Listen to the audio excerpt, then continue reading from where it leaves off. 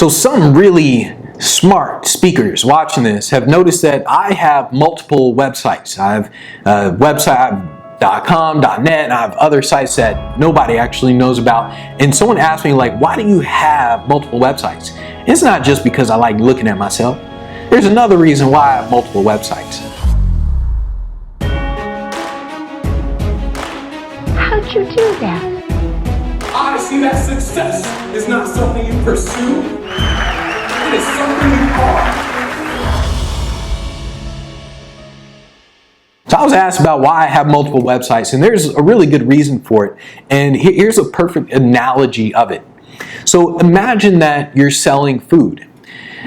Now, there's different types of food that you can sell. And imagine that you're talking to a vegetarian. Imagine there's a vegetarian and there's a person who loves steak. What's better? You create a website that says, hey, do you like to eat food? Do you like delicious food? And your website talks all about food.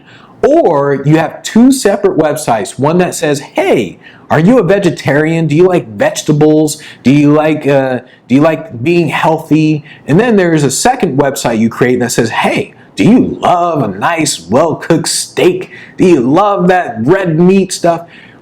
Having the two separate websites versus having the one that just talks about food, which one is going to perform better?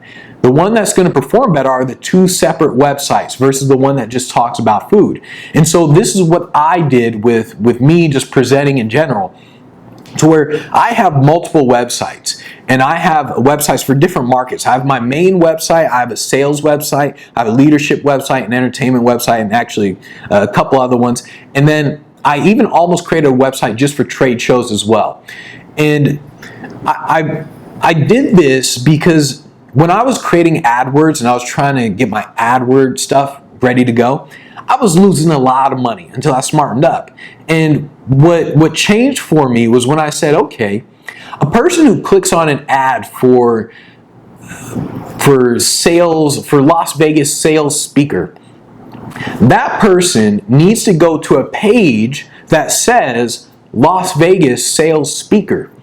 If, on the other hand, if they clicked on Las Vegas sales speaker and they went to a website that said, oh, motivational speaker, in their brain they're going to think, am I at the right place or what? And so what I did with my website, with the AdWords, is I created multiple sites. Well, I created multiple pages on my one website where they would click on an ad that would say Las Vegas motivational speaker or Las Vegas keynote speaker or whatever, and it would go to a specific page that was specifically made for that ad.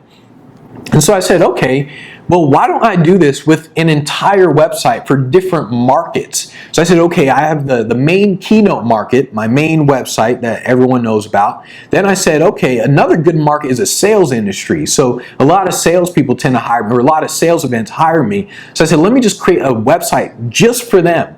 So if you go to my main website, you'll see keynote infotainment, or talks about infotainment.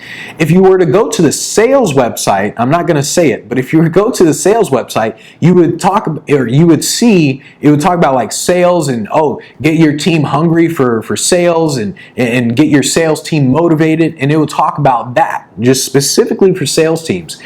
And by doing this, whenever I contact a sales event, I'm prospecting, I contact a sales event, I send them to the sales website. Whenever I contact a regular event that talks about just keynote and just motivational, I send them to my regular website.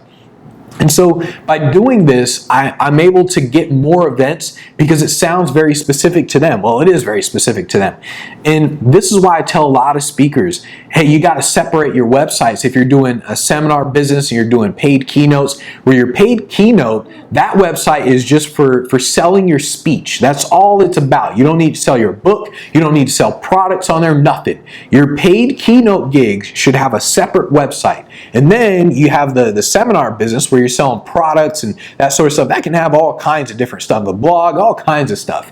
But if you separate your sites the way I did, to where I have my main site, I have a sales site, I have a leadership site, I have different sites, one for entertainment.